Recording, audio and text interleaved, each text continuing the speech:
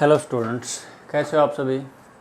आशा करते हैं आप बहुत अच्छे होंगे। ठीक है बच्चों, आज हम डिस्कस करेंगे 10th क्लास का जो हमने लेसन शुरू किया था। जो 10th लेसन था हमारा लाइट रिफ्लेक्शन एंड रिफ्रैक्शन। ठीक है, उसमें मैंने आपको लाइट का जो रिफ्लेक्शन है उत्तल दर्पण अवतल दर्पण से कैसे होता है, समतल दर्पण से कैसे होता है, ठीक है, किस तरह से वो इमेज बनाते हैं, ठीक है, कहाँ ऑब्जेक्ट रखे हैं, किस टाइप की इमेज बने, इमेज की प्रकृति कैसी हो, इमेज का जो आकार है वो कैसा हो, कितनी बड़ी इमेज हो, कितनी छोटी इमेज हो, ठीक है, और इमेज कहाँ बने। ठीक है, इमेज का मतलब होता है प्रतिबिंब। ठीक है, उनसे संबंधित अपने 2 टेबल भी डिस्कस की थी।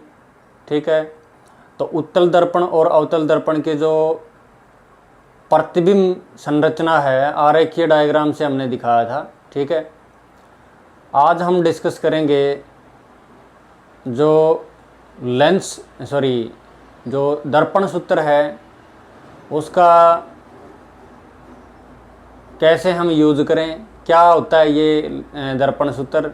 ठीक है, और रेखीयावर्धन क्या होता है, स्पेशली अगर हम डिस्कस करें आज तो दर्पण के केस में क्या होगा। ठीक है, क्योंकि आगे हम प्रकाश का अपवर्तन भी पढ़ेंगे, वहाँ भी हम लेंस पढ़ेंगे और लेंसेज में भी हम पढ़ेंगे रेखीय आवर्धन। ठीक है, तो चलो आज का लेसन हम शुरू करते हैं। ठीक है, तो वीडियो को अगर आप जो है ना आखिर तक देखो और अगर पसंद आए तो वीडियो को लाइक करो, शेयर करो। ठीक है, और चैनल को सब्सक्राइब जरूर करें। ठीक है, चलिए शुरू करते हैं बच्चों।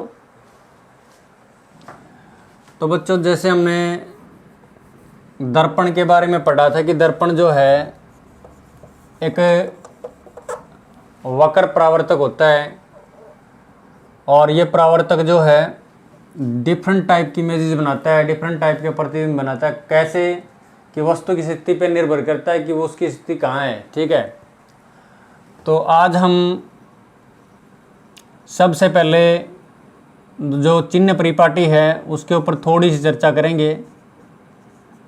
चिन्ह परिपाटी, ये चिन्ह परिपाटी होती क्या, इसको साइन कन्वेंशन हम बोलते हैं, साइन कन्वेंशन।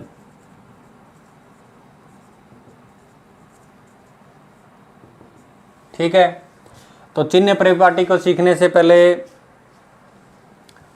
मैं आपको ये बता दूं कि चिन्ह परिपाटी जो है इसको हम क्यों सीखना चाहते हैं, क्यों ये ज़रूरी है। देखो बेटा, जब आप इस चैप्टर में दर्पण से संबंधित कुछ संख्यात्मक प्रश्न करोगे तो वहाँ पर आपको ज़रूरत पड़ेगी जो वस्तु की दूरी है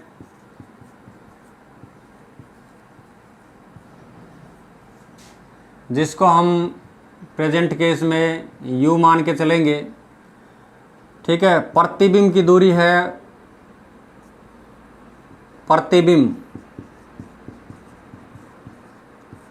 प्रतिबिंब की दूरी जिसको हम v मान के चलते हैं, v। ठीक है, हम मानते हैं v होता है ये। और फोकस दूरी जिसको हम छोटे f से रिप्रेजेंट करते शो करते हैं, फोकस दूरी। तो किसी भी दर्पण की फोकस दूरी हम f मानते हैं। अब मैंने आपको इससे पिछले वाले लेक्चर में बताया था कि जो फोकस दूरी है वो प्लस की भी हो सकती है और माइनस की भी हो सकती है। ठीक है, इसी तरीके से u जो है वो प्लस के भी होंगे और माइनस के भी होंगे। ठीक है, कहाँ होंगे, कैसे होंगे, किस तरह से हमें पता लगेगा। ठीक है, क्योंकि जब आप संख्यात्मक प्रश्न को हल करोगे तो इनके पॉजिटिव होने या नेगेटिव होने का पता आपको ज़रूर करना पड़ेगा। ठीक है, नहीं तो क्वेश्चन आपका गलत हो जाएगा, आपको आंसर जो सही होगा वो नहीं मिल पाएगा, आपका सवाल गलत हो जाएगा। ठीक है, इसलिए हम चिन्ह परिपाटी को पढ़ेंगे सबसे पहले। तो चिन्ह परिपाटी है क्या, ये चिन्ह परिपाटी में ये देखते हैं कि ये जो डिस्टेंसेज हैं, ये जो दूरियां हैं u v f, ये कहाँ से मापी जाएंगी और किस दिशा में प्लस की होंगी, किस दिशा में माइनस की होंगी, ये सारा जो है हम चिन्ह परिपाटी के अंतर्गत सीखेंगे। तो हमने जैसे मैथ के अंदर पढ़ रखा है पॉजिटिव x एक्सिस और नेगेटिव x एक्सिस, जमा का x और घटा का x आपने पढ़ रखा है।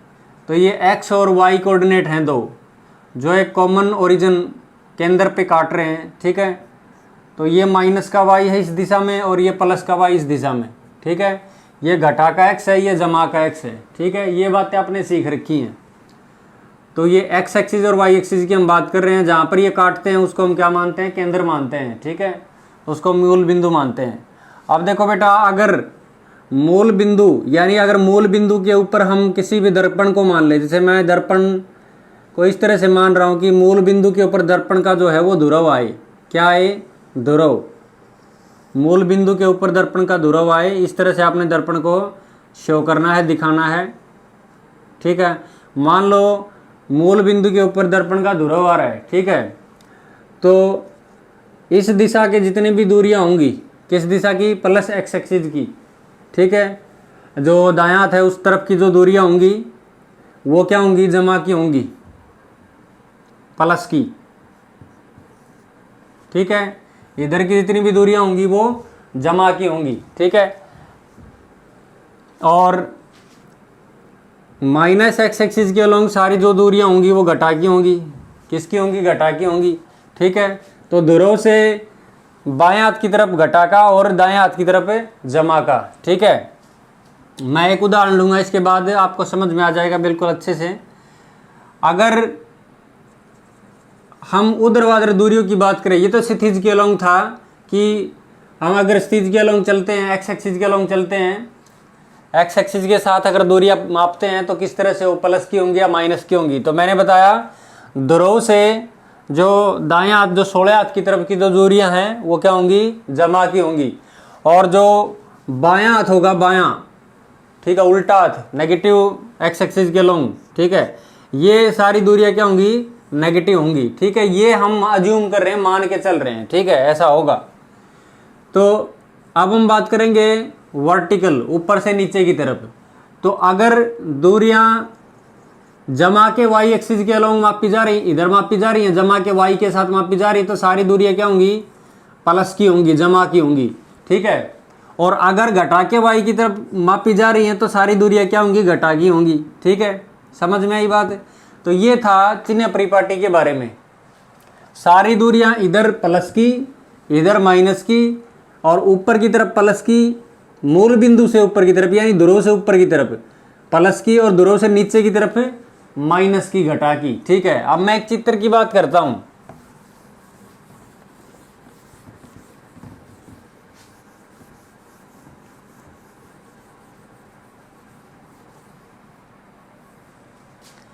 जैसे मैं एक डायग्राम बना के चल रहा हूं,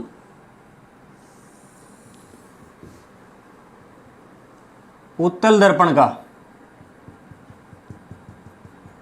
ठीक है। उत्तल दर्पण का मैं डायग्राम बना रहा हूं यहां पे।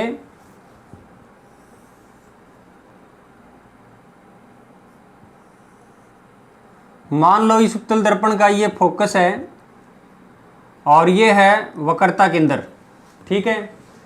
तो ये क्या होगा?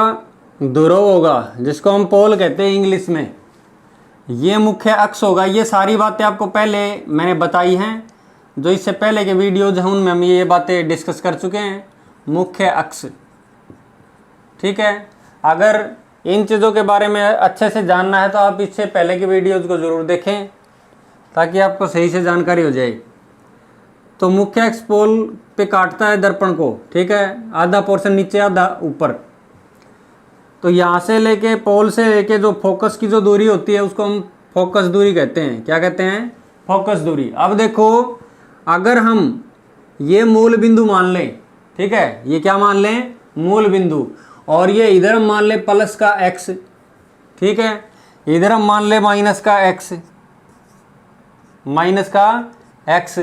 तो इधर क्या होगा? प्लस का y, और इधर क्या होगा? माइनस का y। ये माइनस का y होगा। इस तरह से आप खींच सकते हैं, अगर आप खींचना चाहे तो खींच भी सकते हैं। वैसे ज़रूरी नहीं है, आपको वैसे भी पता लग जाएगा। अगर हम दाएं से बाएं की तरफ देखें तो इस केस में ये जो दूरी होगी, फोकल लेंथ, ये क्या होगी? प्लस की होगी। क्यों होगी प्लस की? क्योंकि ये ध्रुव से प्लस एक्स एक्सिस के अलोंग है, जमा के एक्स के अलोंग है, ठीक है। तो एफ क्या होगा यहाँ पे? जमा का होगा। ठीक है, जैसे मान लिया इस दर्पण की फोकस दूरी दे दी 20 सेंटीमीटर किसी क्वेश्चन में।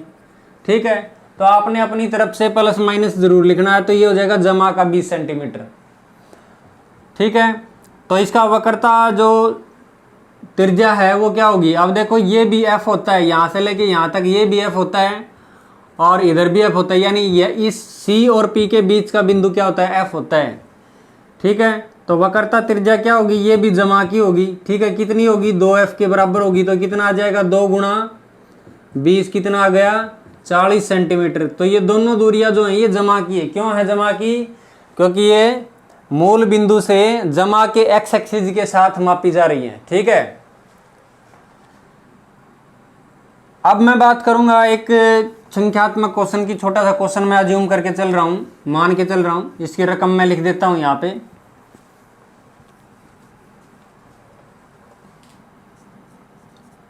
एक 5 सेंटीमीटर की वस्तु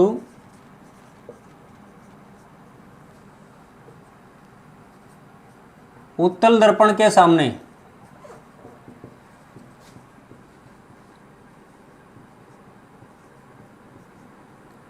10 सेंटीमीटर पर रखी हुई है। दर्पण से, कहां से, दर्पण से 10 सेंटीमीटर की दूरी पे रखी हुई है।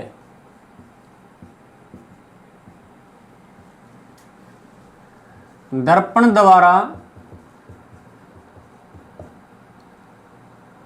बनाए गए प्रतिबिंब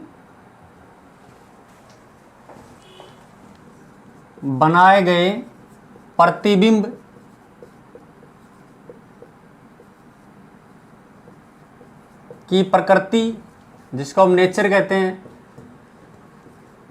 साइज का मतलब है अगर वस्तु की ऊंचाई 5 सेंटीमीटर दे रखा है इसमें, तो प्रतिबिंब का साइज क्या होगा, उसका आकार क्या होगा, उसकी हाइट कितनी होगी। ठीक है, वह स्थिति ज्ञात कीजिए। स्थिति,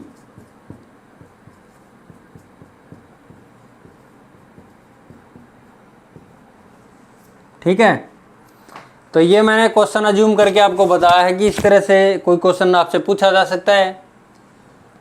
तो इसका हल हम करेंगे अभी। अब देखो, अब ये उत्तल दर्पण जो है इसके इधर हम वस्तु रखेंगे, उधर तो रख ही नहीं सकते क्योंकि ये चीज जो है ये वास्तव में है ही नहीं। ठीक है, और चूंकि हमने इसकी टेबल भी पढ़ी थी, उसमें 2 केस ही लिए थे, या तो वस्तु अनंत पे है या अनंत और ध्रुव के बीच में है। ठीक है, तो ये दूसरा केस है जब वस्तु को अनंत और ध्रुव के बीच में किसी भी बिंदु पे रख दिया। ठीक है, तो बच्चों हम मान के चल रहे कि हमारी वस्तु जो है इस तरह से रखी हुई है। ए बी हमारी वस्तु है जिसको हम बिंब कहेंगे। ठीक है, तो वस्तु की जो दूरी है वो 10 सेंटीमीटर दी हुई है और वस्तु का जो साइज है वो 5 सेंटीमीटर दिया हुआ है। अब देखो वस्तु का जो साइज है, अब इसकी बात हम करेंगे कि ये प्लस का ले या माइनस का ले। वस्तु का जो साइज है, वस्तु की जो ऊंचाई है, इसको हम प्लस ले या माइनस ले, तो ये हम क्या लेंगे, ये हम प्लस का लेंगे। क्यों लेंगे प्लस का, क्योंकि ये प्लस के वाई के साथ दिया हुआ है। ठीक है, इधर के सारी दूरियां क्या होंगी, प्लस की होंगी, एक्स एक्सिस से, सॉरी जो मुख्य एक्स है उससे ऊपर की दूरियां। ठीक है, वाई के अलोंग, प्लस वाई के अलोंग है ये। अगर ये इस तरह से होता तो ये माइनस का 5 होता। ठीक है, तो उसी तरीके से हम क्या करेंगे, अब ये दूरी जो दी हुई है वस्तु की स्थिति का जो माप है वो दिया हुआ है कि वस्तु जो है 10 सेंटीमीटर की दूरी पे रखी हुई है। कहाँ से, दर्पण से। तो वस्तु का जो डिस्टेंस होता है, जो दूरी होती है, उसको हम u से लिखते हैं। तो u कितना दिया हुआ है, 10 सेंटीमीटर दिया हुआ है। ठीक है, ये तो हमने बात की जो दिया हुआ है। ठीक है, अब इसमें ये प्लस का होगा या माइनस का होगा, आपको डिसाइड करना है। क्वेश्चन में आपको नहीं बताया जाएगा कि आप पॉजिटिव लो या नेगेटिव लो, आपको खुद डिसाइड करना है कि वस्तु की दूरी जमा की होगी या घटा की होगी। तो मैंने बताया था, अगर ध्रुव से दूरी अगर मापी जा रही है और वो उल्टे हाथ की तरफ मापी जा रही है, ठीक है, लेफ्ट हैंड साइड की तरफ, माइनस के एक्स एक्सिस के साथ, ठीक है, तो ये सारी दूरी क्या होंगी, नेगेटिव होंगी। तो u का मान क्या होगा, यहाँ पर -10 10 सेंटीमीटर। ठीक है, तो ये माइनस का हमने ले लिया। ऐसे ही हर क्वेश्चन में आपने डिसाइड करना है कि u क्या होगा, प्लस का होगा माइनस का होगा। रकम में भी आपने देखना है कि u कितना दिया हुआ है, खुद आपने पता लगाना है कि वस्तु की दूरी जो है वो u है या v है। ठीक है, उसका मान क्या है, और u प्लस का होगा या माइनस का होगा। उसके बाद जो इसने दिया है, एक तो ये चीज दी हुई है, एक ये चीज दी हुई है। ठीक है, अब इसमें कहीं ना कहीं हम देखें तो एक चीज और पता होनी चाहिए आपको। तो मैं प्लस माइनस के बारे में बता रहा था। मान लो इस दर्पण की फोकस दूरी जो है, फोकस दूरी वो दी हुई है 20 सेंटीमीटर। कितनी दी हुई है? 20 सेंटीमीटर। ठीक है, तो फोकस दूरी क्या होगी इसमें? जमा की होगी। ठीक है, तो इस तरह से आप दूरियों को प्लस या माइनस में लिख सकते हैं। ठीक है, इस क्वेश्चन को जब हम रेखिक आवर्धन कर लेंगे और दर्पण सूत्र कर लेंगे, उसके बाद इस तरह के क्वेश्चन को हम हल करेंगे। ठीक है, ये तो मैंने आपको ये बताया कि जो वस्तु की दूरी है या फोकस दूरी है या कोई और डिस्टेंस है, कोई और दूरी है, उसको हम प्लस का लें या माइनस का लें। ठीक है, इस कंफ्यूजन को दूर करने के लिए हमने ये छोटा सा एग्जांपल अज्यूम किया था। ठीक है, अब मान लिया इसकी इमेज जो है, इसकी जो प्रतिबिंब यहाँ बनती है ऐसे ही बिल्कुल। ठीक है, आपने देखा भी होगा कि जो टेबल का दूसरा केस है उत्तल दर्पण के केस में, उसमें प्रतिबिंब कुछ ऐसा ही बनता है। ठीक है, क्योंकि इससे क्या होगा, इस तरह से ये रे जाएगी, ये किरण जाएगी, इस तरह से ये यहाँ पर क्या होगी, परावर्तित होगी। ठीक है, और पीछे यूं मिलेगी ये। इसी तरीके से एक रे जो है इस तरह से जाएगी, इधर ध्रुव पे गिरेगी और कुछ इस तरीके से ये परावर्तित हो जाएगी। तो आप इसको पीछे बढ़ाओगे तो इस तरह से ये जो है प्रतिबिंब आपका बन जाएगा। तो ये प्रतिबिंब जो है, इसकी जो ऊंचाई है ये मान लिया h2 है, और h2 की वैल्यू आपको पता करनी है, इसका मान निकालना है आपको। ठीक है, तो जब हम दर्पण सूत्र और रेखीय आवर्धन पढ़ लेंगे उसके बाद हम इसको निकाल पाएंगे।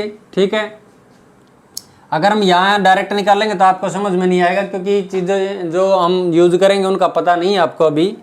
ठीक है, तो ये भी प्लस का आएगा यहाँ पर, ये क्या आएगा, ये जमा का आएगा।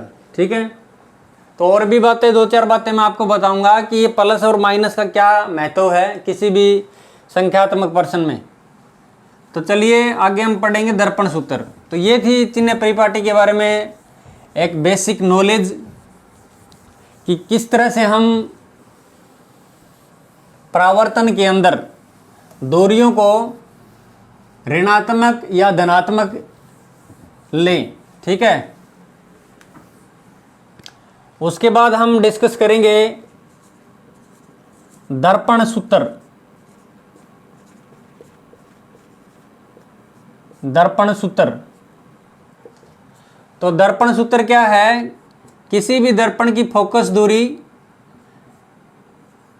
दर्पण से वस्तु की दूरी और दर्पण से प्रतिबिंब की दूरी, इन तीनों का जो संबंध है। ठीक है, किस किस का संबंध है?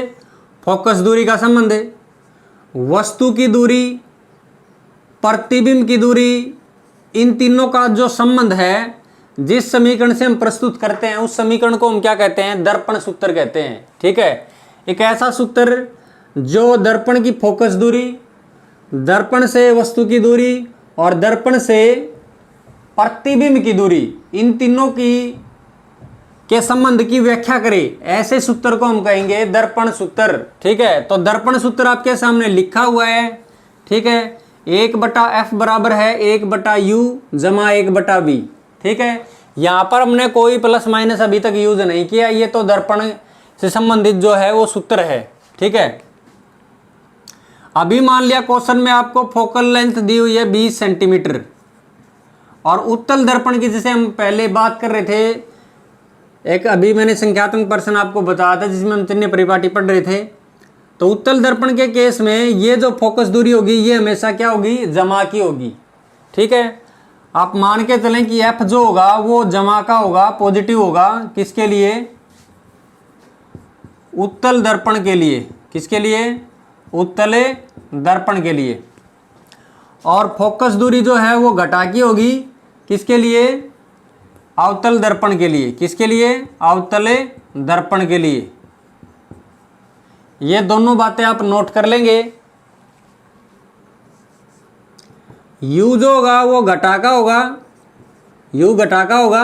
अगर वस्तु उल्टे हाथ की तरफ रखी हुई है, घटा के एक्स एक्सिस की तरफ रखी हुई है, जैसे मान लिया ध्रुव इधर है, ये ध्रुव हो गया, ठीक है, और वस्तु यहां रख दी ध्रुव से उल्टे हाथ की तरफ, तो U क्या हो जाएगा? घटा का हो जाएगा। आपको चिन्ह परिपाटी को ध्यान में रखना है, ठीक है।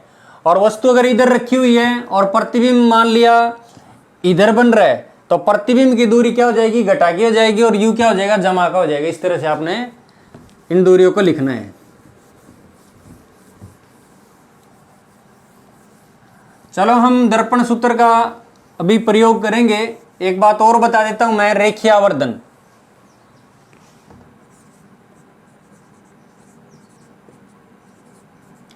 रेखीय आवर्धन, लीनियर मैग्निफिकेशन।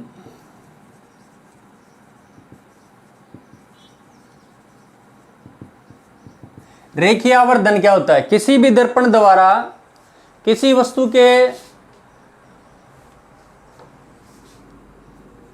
का जो प्रतिबिंब बनता है, किसी वस्तु का, जैसे मान लिया वस्तु जो है 5 सेंटीमीटर की ऊंचाई की है, वस्तु की ऊंचाई क्या है? 5 सेंटीमीटर है, तो हम मान लेते हैं ये H1, और इसी वस्तु का प्रतिबिंब जो है कोई भी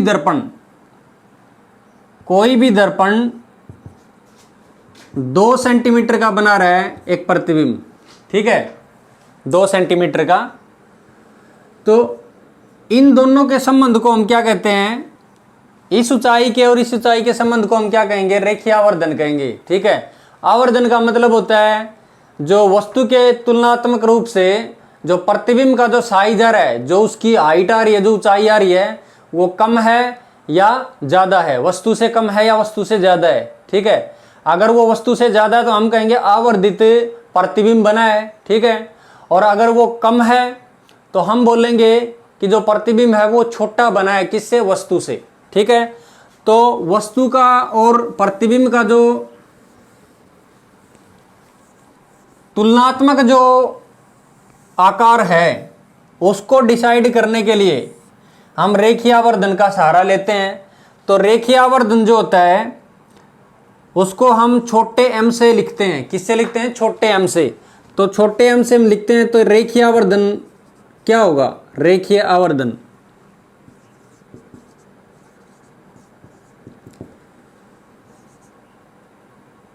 तो रेखीय आवर्धन का जो फॉर्मूला है, जो सूत्र है, प्रतिबिंब की ऊंचाई या प्रतिबिंब का आकार, ठीक है, प्रतिबिंब की ऊंचाई बटे वस्तु की ऊंचाई,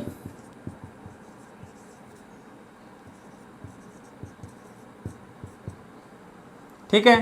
प्रतिबिंब की ऊंचाई को हम h2 मान लेते हैं और वस्तु की ऊंचाई को हम h1 मान लेते हैं। क्या मान लेते हैं? h1, ठीक है। और ये बराबर भी होगा किसके? घटा का v बटे u। ये आप नोट कर लेंगे, ठीक है, इसको आप नोट जरूर करेंगे। तो ये आ जाएगा h2 बटे h1 बराबर है घटा का v बटे u। v क्या है यहाँ पे? v क्या है? प्रतिबिंब की दूरी, प्रतिबिंब की दूरी। और u क्या है? वस्तु की दूरी।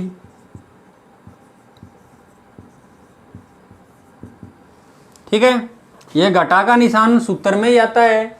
इसको ना तो आप इसके साथ जोड़े और ना इसके साथ जोड़े, ठीक है। यद्यपि अगर संख्यात्मक प्रश्न में u और v का मान जमा का है या घटा का है, तब इस सूत्र में वो अपने जमा घटा प्रयोग करने हैं। इस घटा के साथ आपने खुद से कोई छेड़खानी नहीं करनी है, ये सूत्र के साथ हमेशा चलता है, ठीक है। तो ये था रेखीय आवर्धन। अब हम रेखीय आवर्धन के ऊपर 4 बातें यहां पर डिस्कस करेंगे, बहुत इंपॉर्टेंट है, बहुत ही महत्वपूर्ण बातें हैं, ठीक है। तो वो कौन कौन सी बातें हैं देखो।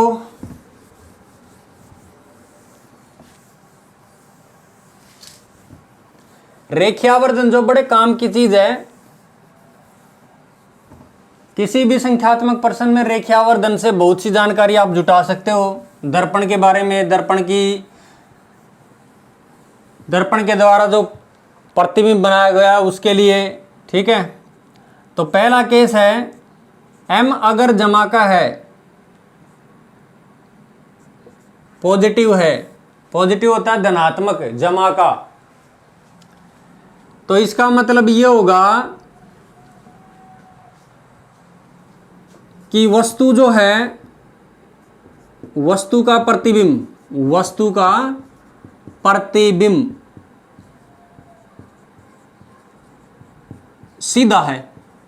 क्या है? सीधा। पक्की बात है, गारंटी है, ठीक है। अगर m प्लस कार है तो वस्तु का प्रतिबिंब क्या होगा? सीधा होगा। अगर वस्तु सीधी है तो प्रतिबिंब भी इस केस में सीधा ही आएगा। समझ में आई बात है?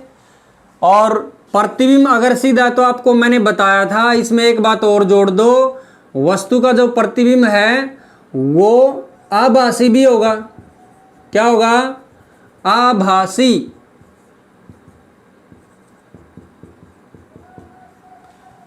तो ये दोनों बातें जो हैं आप नोट कर लो। आप 2 टेबल मैंने करवाई थी, उन्हीं सभी में ये टेबल्स में ये नियम लागू रहेगा। m अगर जमा का आ गया, m जमा का आ गया मतलब m बराबर है H2/H1, ये प्लस का हो जाएगा, ठीक है। और ये प्लस का होगा तो इसका फॉर्मूला हमने ये भी लिखा था V/U, V/U, ठीक है। तो यहां पर देखो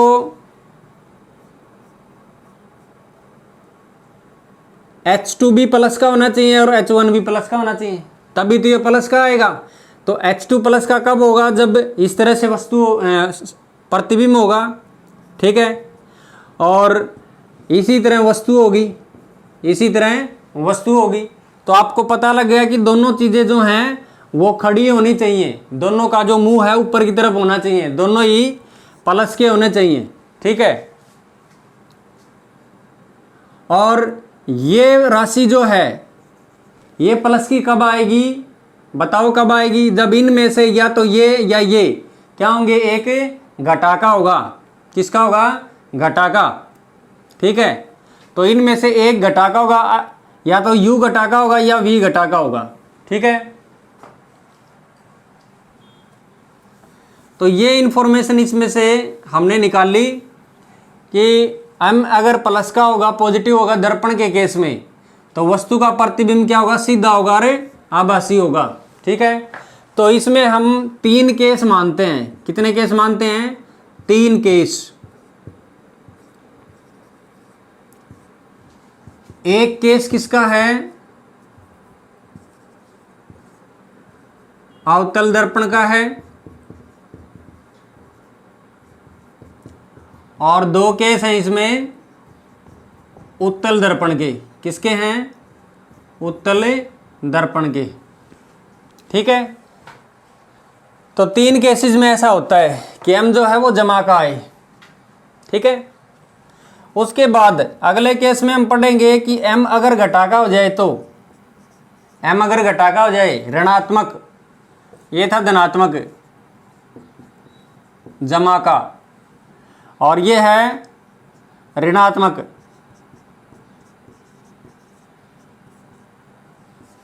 घटाका।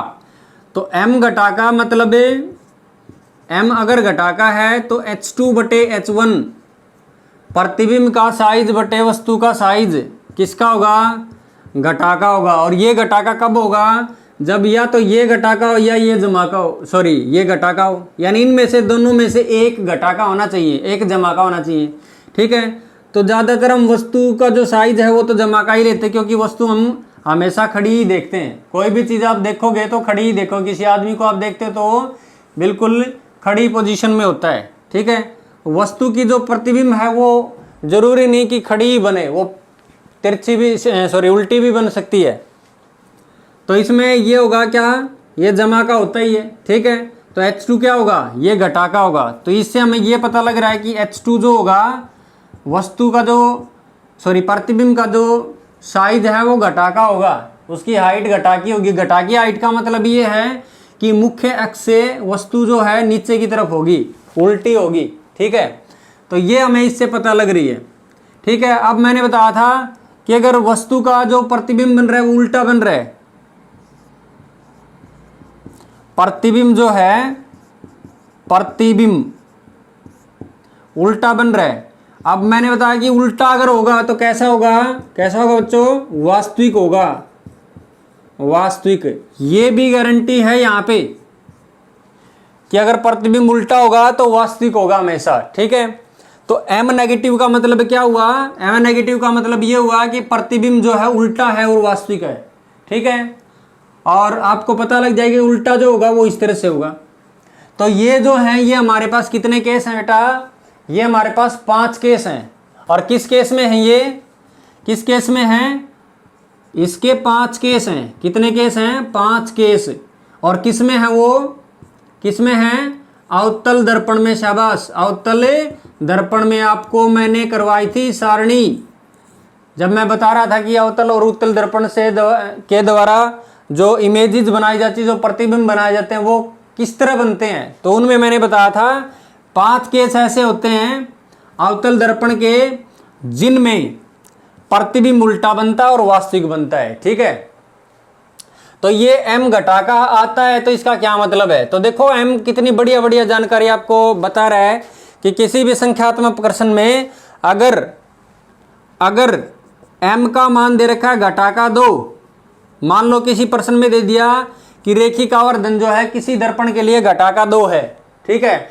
तो यह कौन सा दर्पण होगा, तो आप तुरंत जवाब दोगे यह अवतल दर्पण होगा। कौन सा दर्पण होगा, अवतल दर्पण। यह कौन सा दर्पण होगा, अवतल दर्पण होगा। क्यों, क्योंकि अवतल दर्पण के केस में ही M घटा का आता है, ठीक है।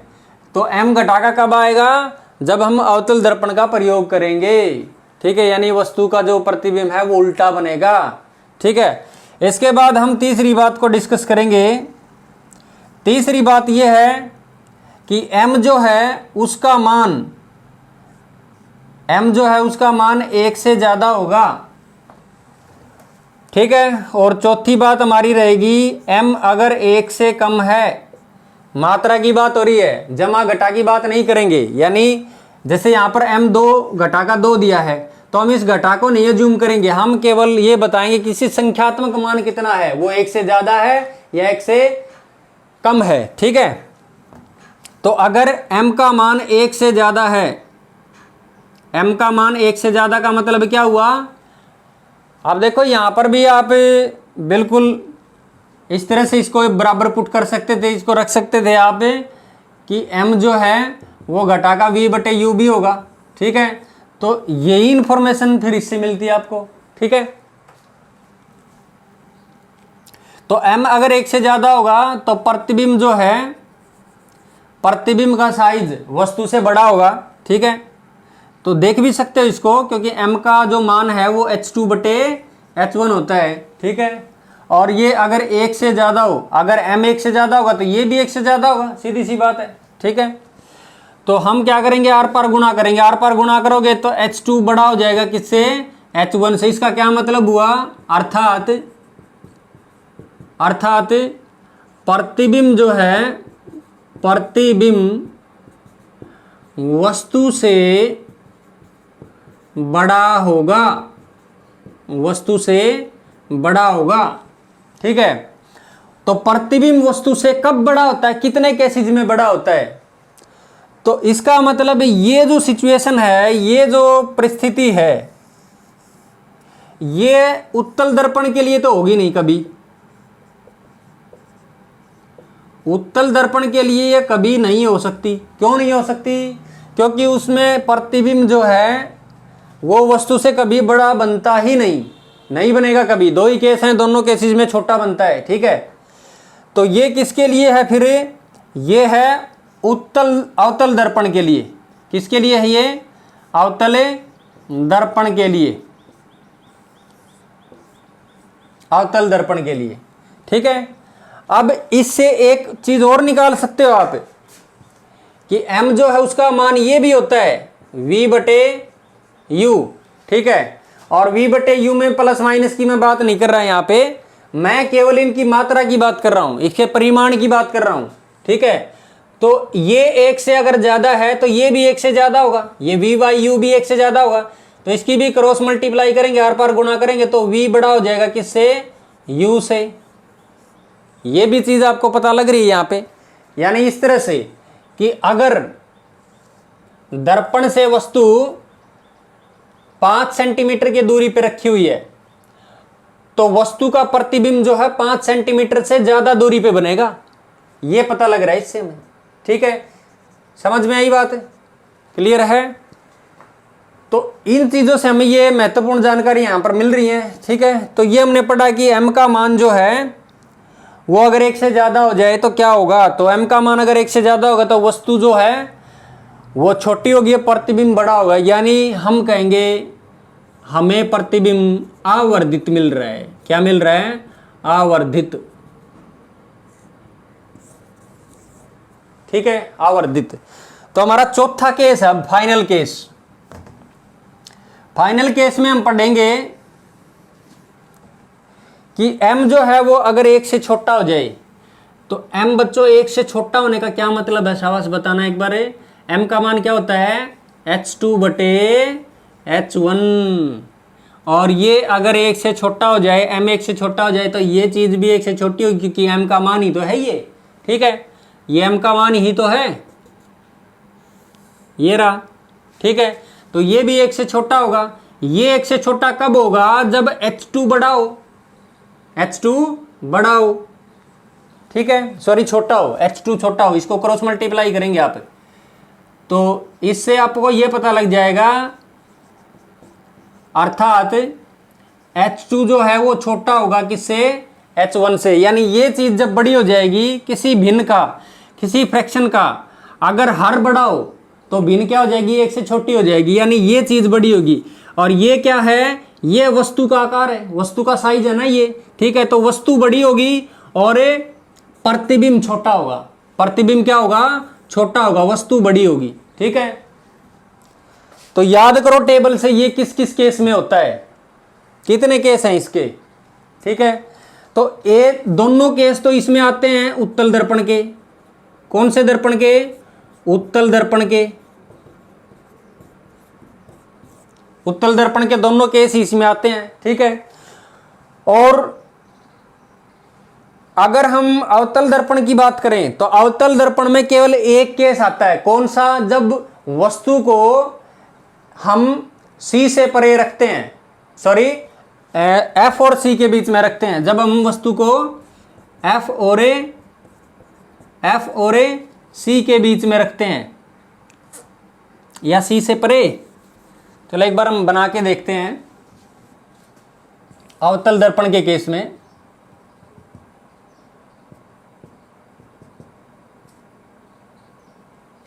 C से परे, तो इसमें अवतल दर्पण में इसमें एक केस है अवतल दर्पण का, जब वस्तु को हम C से परे रखें, C से परे रखेंगे तो वस्तु का जो प्रतिबिंब होगा वो छोटा बनेगा। तो इसमें कितने केस हो गए बच्चों?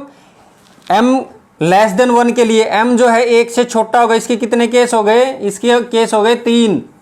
कौन कौन से? 2 उत्तल दर्पण के, दोनों ही। ठीक है, और एक अवतल दर्पण का जिसमें वस्तु C से परे रखी होगी, जिसमें वस्तु कहाँ रखी होगी? C से परे। तो वस्तु का प्रतिबिंब जो है कुछ इस तरीके से यहां बन जाएगा। ठीक है, तो वस्तु बड़ी होगी और प्रतिबिंब क्या होगा? छोटा होगा। ठीक है, तो ये 4 महत्वपूर्ण पॉइंट्स थे जिनके बारे में मैंने बताया कि इनसे कौन कौन सी जानकारियां जो हैं आप ले सकते हैं। ठीक है, क्लियर है? तो ये था रेखिका और धन के बारे में। इससे संबंधित कोई भी आपका क्वेश्चन है, किसी टाइप का क्वेश्चन हो, ठीक है, तो आप बेझिझक पूछो। एक बार नहीं, आप 10 बार पूछो, लेकिन आपने इस तरह के पॉइंट्स को याद करना है, कॉपी में लिखना है, और इनसे संबंधित जो संख्यात्मक प्रश्न दिए हुए, न्यूमेरिकल दिए हुए हैं, वो आपने करके देखने हैं। अगर आप न्यूमेरिकल नहीं करके देखोगे तो इस लेसन का आप ज़्यादा गेन नहीं कर पाओगे, ज़्यादा आपको हासिल नहीं होगा इसके बारे में, ठीक है। इसलिए ज़्यादा से ज़्यादा इनके संख्यात्मक प्रश्न को आप हल करके देखें, इनके चित्र बना के देखें, ठीक है। इस लेक्चर के अंदर हम आज के इस लेक्चर में इतना ही डिस्कस करेंगे।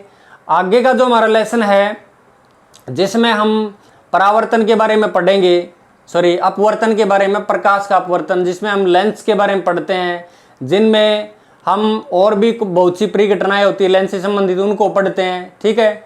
तो आज का ये वीडियो आपको कैसा लगा? दर्पण से संबंधित हमने इसमें आज 2 ही टॉपिक डिस्कस किए। एक तो हमने जैसे शुरू में चिन्ह परिपाटी बताया, फिर दर्पण सूत्र और रेखिका, और 3 टॉपिक एक्चुअली डिस्कस किए हमने। तीनों चैप्टर्स को, तीनों टॉपिक्स को मैंने डिटेल में आपको बताया, ठीक है। तो मिलते हैं नेक्स्ट वीडियो में, ठीक है। तब तक के लिए जय हिंद, जय भारत।